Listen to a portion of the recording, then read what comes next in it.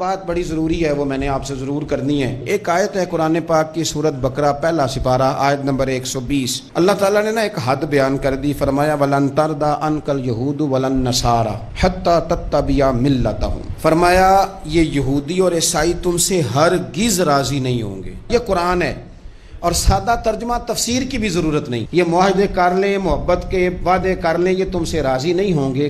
کب راضی ہوں گے؟ حتیٰ تتبع ملتہم، یہاں تک کہ تم ان کے دین کی پیروی کرنے لگ جاؤ۔ میرا جب پہلی دفعہ پاسپورٹ بنا تو میں نے سارا پڑھا، کتابیں پڑھنے کا شوق تھا شروع سے۔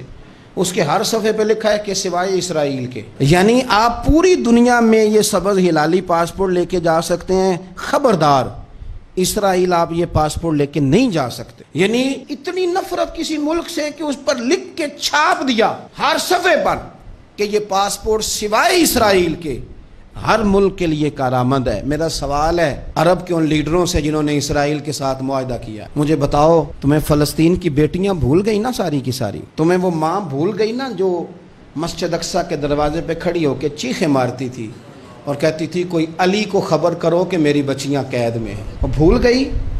تمہیں وہ بہن بھول گئی نا جس پر شراب کی بوتل انڈیڑتے تھے اسرائیل کے فوجی؟ وہ آپ کو ابھی بھی ویڈیو مل جائے گی، وہ انڈیلتے تھے شراب کی بوتل اور اسے پکڑتے تھے، دست درازی کرتے تھے، اور وہ بیٹی کہتی تھی یا رحمت للعالم۔ بھول گیا تمہیں وہ سارا کچھ؟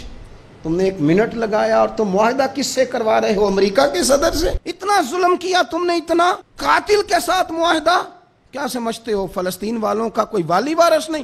سنو، میرے رسول کریم صلی اللہ علیہ وسلم نے فرمایا میرا کوئی مالدار امتی دنیا سے چلا جائے، پیسے جائیدادیں چھوڑ کے جائے تو اس کی اولاد میں بانٹ دینا، لیکن اگر اس کے ذمہ قرضہ ہو تو میرے پاس آ جانا، میں اپنے امتی کا قرض ادا کروں گا۔ جس کا کوئی وارث نہیں ہوتا مدینے والا اس کا وارث ہوتا ہے، میں قرض دوں گا اپنے امتی کا۔ کیا سمجھتے ہو فلسطینی لاوارث ہے؟ صبح قیامت نبی پاک تم سے سوال کریں گے، تمہیں اللہ کے حضور حاضری دینی ہے۔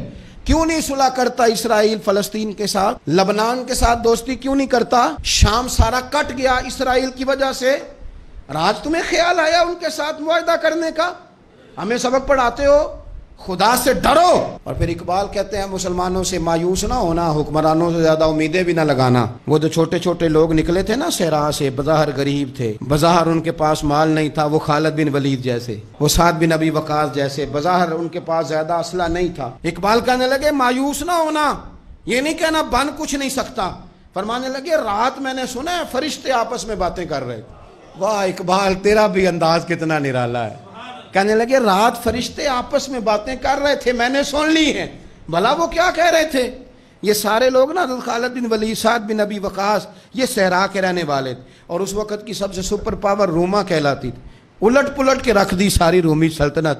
تو اقبال کہنے لگے رات فرشتے آپس میں باتیں کر رہے تھے کہ سنا ہے پاکستان کے، ہندوستان کے مسلمان جوان مایوس ہو گئے۔ کہنے لگا نہ مایوس ہونا، نکل کے صحرا سے، جس نے روما کی سلطنت کو الٹ دیا تھا، نکل کے صحرا سے۔ گرمی دیکھو اس شعر کی، ولولہ دیکھو اس مرد کا جو مصور پاکستان ہے، نکل کے صحرا سے جس نے روما کی سلطنت کو الٹ دیا تھا، سنا ہے میں نے یہ قدسیوں سے، وہ شعر پھر ہوشیار ہوگا۔